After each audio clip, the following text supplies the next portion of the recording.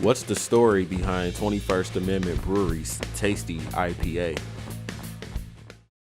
Well, we never say never at the brewery, but the collaboration with Tasty, Tasty's a really well-known home brewer.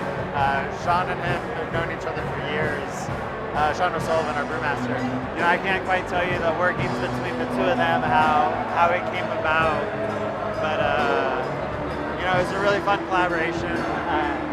Mike did a lot of home brewing ahead of time, saying, this is what I want to do with the recipe, how about these hops, and had a bunch of different samples for Sean to try, and they sat down and talked about the beers.